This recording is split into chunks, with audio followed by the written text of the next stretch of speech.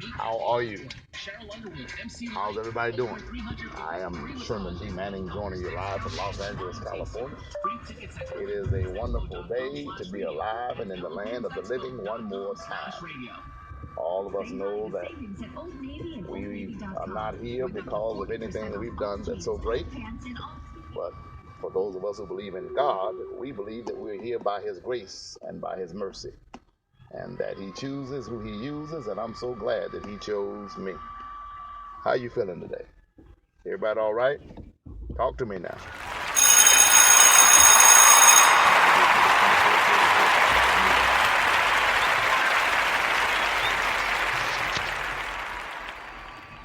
Sure, 2444. I was listening to some political commentators as well as pundits as they discussed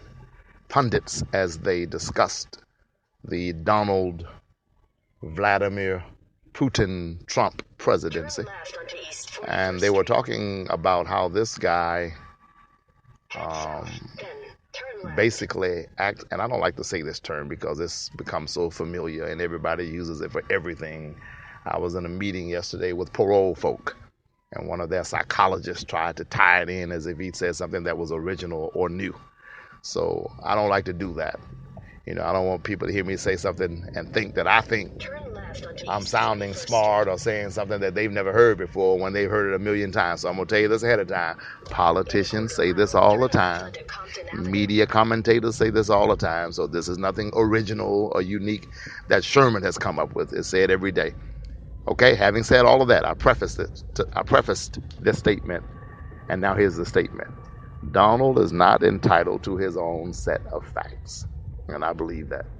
He is not entitled to his own set of facts. Truth is truth. You know, truth is truth. It is truth. And I hate to say it, but truth is not even, I mean, you could say it's subjective, but if it is real truth, it is, you know, fact is objective and not subjective. You know, I guess people can look at different things different ways, but let me ask you this. If you say that your inauguration was larger than President Obama's inauguration, okay, and all of the statisticians say otherwise. Ray, what you doing way over here? Okay, I'm doing good. Got to go down the street here, but I didn't know y'all had this building too. I'll see you Friday night. I'll see you Friday night. Pray for me. Okay. And so y'all excuse me. I'm sorry. That's a friend of mine. Coming to church. I say Friday night. That means Friday night. He's coming to. I remember where this was. He's coming to our church service. 5857. That's a good segue. 5857 South Central Avenue.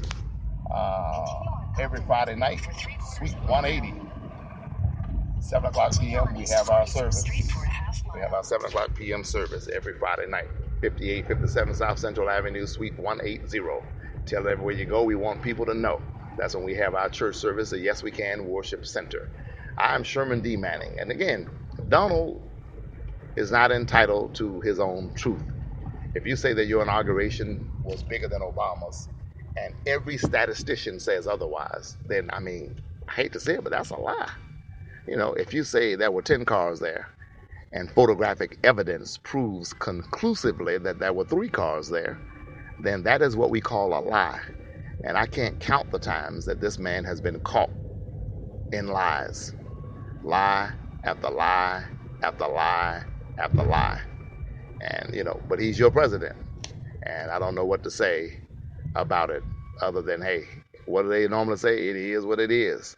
That's your president, y'all. And he is a pathological liar. And I want to know what you think about it and what you all are going to do about the fact that you can't trust anything that comes out of the mouth of the leader of the free world. And I know we want to be desensitized to it because we adjust pretty quickly as Americans. We adapt. We are a nimble country, and that is served to make us better in many regards and in many respects. But some things that help make you better in one situation can actually become a deficit a deficit in another situation. And I believe that our nimbleness and our ability to adapt and ability to say, oh, that's just who he is and that kind of thing hurts us in some respects. And as it relates to this president, I am convinced that it is hurting us because we have normalized lying. We have normalized lying. And I think all of us believe that most politicians embellish sporadically. All of us believe that. But to blatantly, flat out engage in mendacities and untruths and lies, that is just not the norm for the leader of the free world. I mean, when we catch you in a lie, remember, I did not have sex with that woman, Monica Lewinsky. We nailed Bill Clinton to the cross for that kind of lie. And that was a personal lie. That was just a lie that didn't even really matter in the grand scheme of things. And what I mean when I say didn't really matter, what I mean is it wasn't a threat to the safety and security of this nation. It was a threat to the safety and security of his marriage, and perhaps a threat to his own personal safety and security had Hillary decided to retaliate in a physical way. But it was not a threat to the nation, to our security. But Americans still held him accountable by impeaching him. So, for a lie.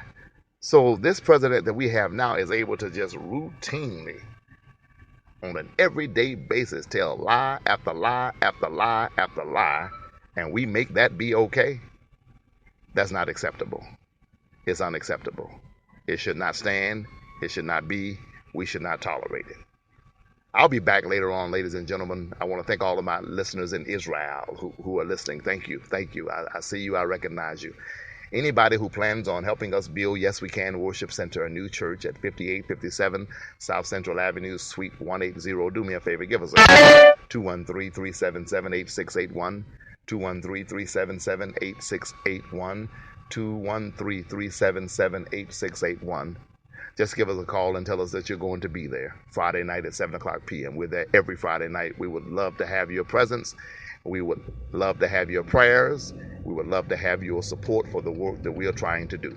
We are trying to feed the hungry. We are trying to clothe the naked. We're trying to visit those who are in prison.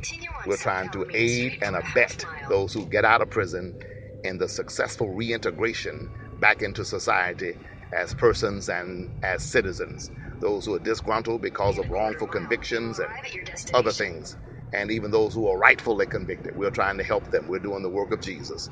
5857 South Central Avenue, Suite 180, 7 o'clock p.m. every Friday night, right next door to Cricket, behind the CVS drugstore. We're at the corner of South Central and Slauson. There this Friday night. God bless you. Heaven smile upon you.